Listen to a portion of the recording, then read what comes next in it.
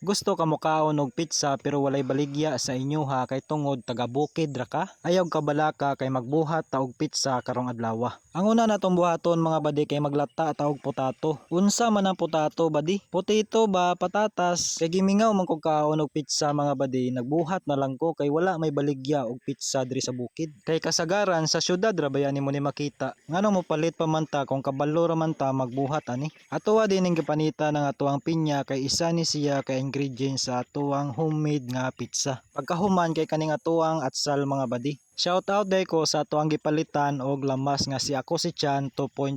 Barato ra gyud kaayo ang imuhang lamas diha badi. Mao na nga magbalik-balik gyud kog palit diha sa imuha. Pagkahuman kay kaning atuang Bombay, mas nindot unta kung katong white onion ang atuang gamiton pero wala may available kanina lang okay man gihapon ni. Kinahanglan nga na kay ham diha kay mao na ang atuang gamiton sa pagtopping sa atuang homemade nga pizza. Atuwa na siyang sliceon ginagmay. Sigurado nga kaning atuang homemade nga pizza magustuhan gyud ni sa mga bata. Ilabi na kay naay ham ug hotdog ang atuang itopping. Atuwa sa dining panita ng atuang hotdog mga badi kay naani siya murag silupin sa sulod. Kinahanglan nga atuwa gyud na siyang tanggalon. Pagkahuman natog panit sa atuang hotdog, atuwa lang na siyang sliceon ginagmay. Wala ra din nato nagihurot ang atuang ham ug hotdog kay gamay raman ang atuang kinahanglan. So mao na ni ang atuang mga ingredients mga badi na prepare na ang tanan. Atuwa din ning balika ng atuang potato mga badi kung nalata na ba ni siya. Kay nalata naman atuwa na ni siyang kuhaon. Atuwa sa dining pabugnawon ng atuang potato mga badi kay init pa kaayo. Kay atuwa pa man na siyang panitan badi. Nagpainit sa ditag mantika diha kay atuwa sang piritoho ng atuang mga ingredients. Ang una natong giprito diha kay kaning atuang gi-slice nga ham. Kay naluto naman badi atuwa na ni siyang kuhaon. Pagkahuman kay atuang gisunod ang hotdog.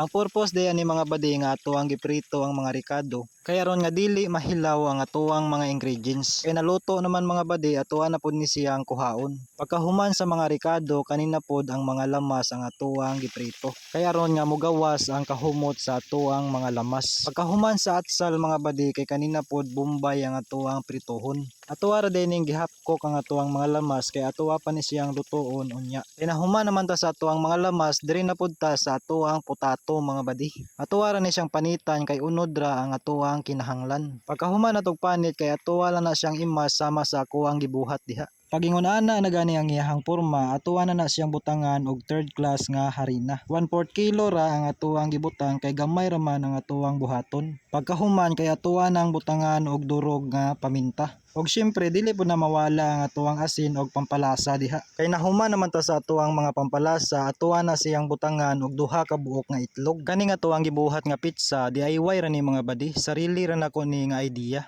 Nanginahanglan gyud unta ni og ubin pero wala man tay ubin diri sa bukid. Ako ra din ang gidungagan og tubig mga badi aron nga makuha nato ang sakto nga lapot sa atuang mixture. Kung naamoy idea sa pagbuhat aning pizza, pwede mo mo-comment diha sa ubos kay ako ang basahon. Nagpainit dita og karahay og akuha nang gibutangan og margarin. Pagkahuman kay akuha nang gibutang ang atuang mixture mga badi. Atuwa lang na siyang iplat diha aron nga mapurma siyang bilog. Pag ingunana na gani ang iyahang purma, pwede na ta magbutang og toppings. So ingunana lang ang akuang pamaagi sa pagbuhat og pizza kay wala man tay sakto nga gamit diri sa bukid. Karahay ra man og kaldero ang naa diri sa atoa. Mao ning purpose nga nung atuang giluto ang mga ricado kay dali ra man gud maluto ang atuang harina. Kay kung atuwa nang isabay mga badi mahilaw ang atuang mga ricado. Atuwa din ning gibutangan og cheese pagkahuman kay atuang gitakloban sa paglabay sa pipila ka minuto naluto na ang atuang pizza. Tanawa ra gud ang outcome sa atuang pizza. Nindot kayo siya tanawon. Medyo dagko lang gyud ang pagkahiwa sa atuang mga ricado pero okay ra na siya. Kinahanglan nga naa lang sa medium heat ang imuhang kalayo aron nga dili mapagod ang imuhang niluto.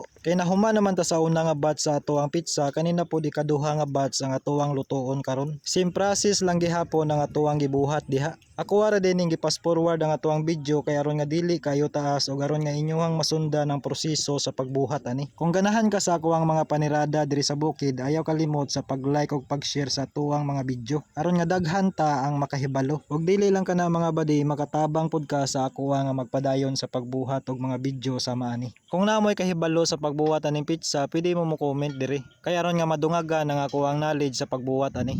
Dili ko expert sa pagbuhat aning pizza pero at least man lang naamoy makuha nga idea bisag ginagmay ra. Tanawa ra gud ang porma sa tuang pizza mga badi, dili kayo siya perfect. Pero lami na siya para sa ako kay ako man ang hinaguan badi. So atuwa din ang gibutangan og ketchup, mapran ra na siya kay wala man tay budget. Kani nga tuang mga Ricardo baratuhon ra gyud ni siya. So mao na ni ang finished product sa atuang pizza nga gibuhat. Pinaagi lang sa karahay, nakabuhat lang gihapon ta bisag wala tay sarili nga ubin. Kay nakompleto naman ang tanan, ali na mo kay mangaon na ta. Siguro sa ako lang mo makakita nga ang pizza ato ang giparisan og native nga kape. Kay wala na may laing iparisan ni mga badi kay nahurot na ang ato ang budget sa pagpalit og mga Ricardo. Kanina lang kape ang ato ang iparis, okay man gihapon ni siya. So unta namoy idea nga nakuha sa ako bisag ginagmay ra. So diri ra siguro tama ning video ha mga badi. Daghang salamat sa padayon nga suporta.